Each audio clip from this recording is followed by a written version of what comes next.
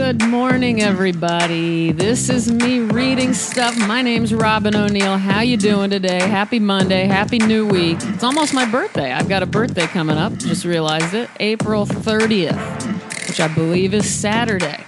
So happy birthday to me. I've always liked being in April. I don't know why, because I don't love spring. I love fall and winter. But April 30th, that seems like a solid birthday. You know what's weird about my birthday is I used to, God, I just referred to myself as we, which proves I'm psychotic. Willie Nelson's birthday always came up when you looked up celebrity birthdays for my date. And then last year, they all of a sudden changed his birthday to, I think, April 29th. They just switched it. So that was upsetting to me because the only other celebrity I know of who has my birthday is Kirsten Dunst. All right, moving on, you guys. I'm appreciative of everybody who's listening. Thank you so much for reaching out. Several people have contacted me. They know I'm going through some stuff. It's been a real nice break to not be on social media, though. I'm telling you, as much as I love it, because I am someone who really enjoys Twitter and Instagram, hate Facebook, always have, so that's no loss. But there are parts of me that miss, just kind of sharing things via Instagram and Twitter, yet at the same time, how long have I been off of it? Like a week and a half only? Something like that? It's really maybe just a week.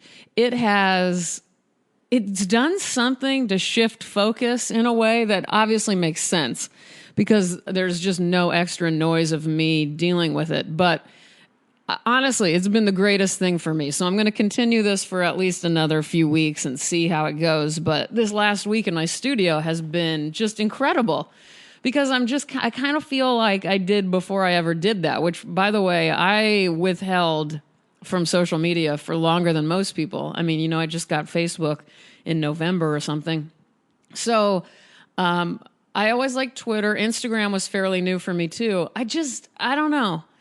I guess it was important for me to try to connect in those ways like the rest of the world. And now I'm coming to realize that I am my better me when I'm just really quiet and really removed in a healthy way. I'm really figuring out in my life the difference between isolation and just kind of solitude. And I've been working on that for a few years, trying to figure it out. But I don't know. Anyway, I'm not really making any conclusions or really good points here. I'm just telling you, I miss you guys. I miss interacting in some ways, but it's also been really good for me to just have less of an outlet in that way.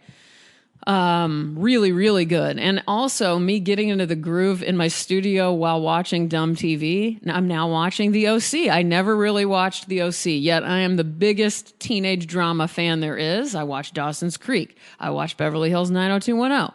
I can't even remember. Gilmore Girls. I'm missing a big one. Felicity. Those are all of my go-to shows for my studio, yet The OC was never something I watched. So that is a new thing for me, and I'm loving it. I'm on episode 7, if you're wondering. Here's the weird thing. I was really emotional I think it was Friday or Thursday. I didn't even, there's this annoying theme song on The OC where they're talking about California. I don't know who the band is. I'm sorry that I just called it annoying. So again, I don't know the show. I'm not connected to it. But when it first came on during the pilot, I started to cry. I have no idea why. It really made me emotional, and there's no good reason for it. So that's the kind of me we're dealing with right now. Let's move on to the me who loves great writers. Today I'm going to be reading Andrew James Weatherhead. You may have heard me mention him before because he and I co-hosted something during the AWP for the New Schools Lit magazine, which I'm on the cover of. I'm on the cover of it this year because of Andrew.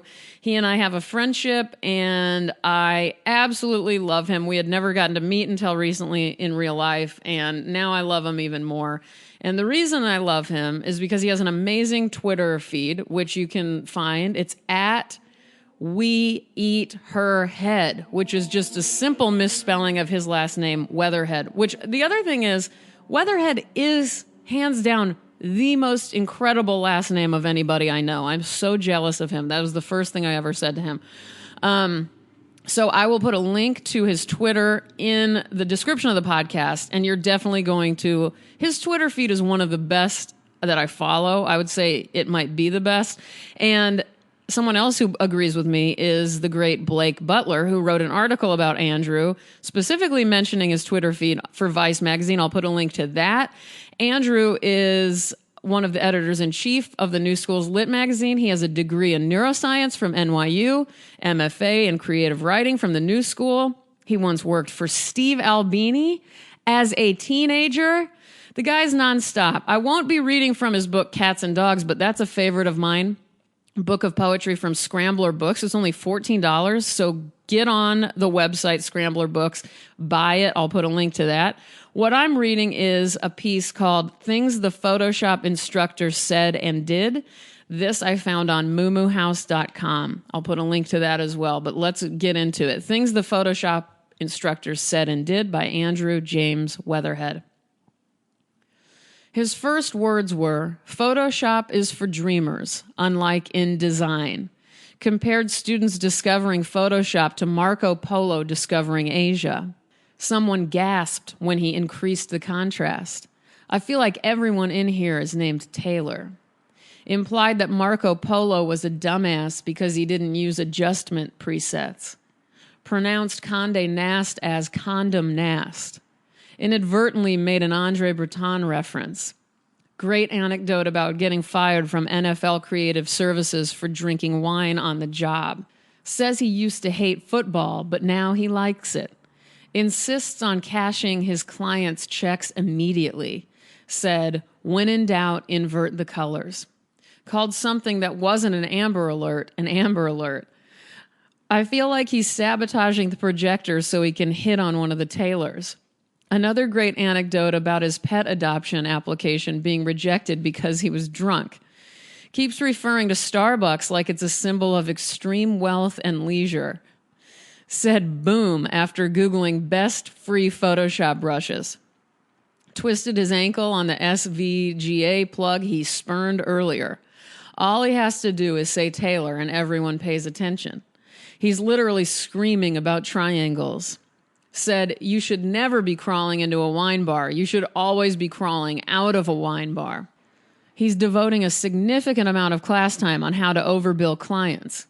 Claims intimate knowledge of the TGIF Fridays in Penn Station. Showed us a shortcut and said with the time it would save us on our hypothetical project, we would be able to be on our 10th margarita by now. Said, Mexican Riviera, I don't know. Insist on playing soft jazz and whispering, you're at the Marriott. It's very late while we work. Said, is the shadow part of the cow? Yes, it is. Blames Photoshop for UFOs, but still thinks they're real. His parting wisdom was, never do anything for free, and everyone clapped. It's really hard for me to read that without laughing. It's so good, so funny. It was all true. I talked to Andrew about it. Every single thing on this list was true from that Photoshop instructor. And as I told Andrew, that's the type of guy I would want to follow home and just watch every minute of his life, which Andrew looked at me in horror a bit, but that's okay. I mean, this is really like my favorite kind of person. So I got so much enjoyment out of that. The other thing is, this is a callback to many episodes ago when I went on a little bit of a rampage with you all and explained to you that if you think you don't like poetry, you do. This is poetry. This kind of shit is poetry. Not the writing is shit. I mean, this kind of experience, this kind of person, the kind of words out of people's mouths like this. That is poetry. That's what's beautiful about this to me, is that everywhere you look, if you just pay attention, people are spouting poetic phrases left and right. And it gets me so excited. So thank you, Andrew. I love you. You already know that. Thank you guys for listening. All the links to Andrew's work will be included here. I hope you guys have a good week. I'll definitely talk to you again on Thursday. Thank you for listening. Bye-bye.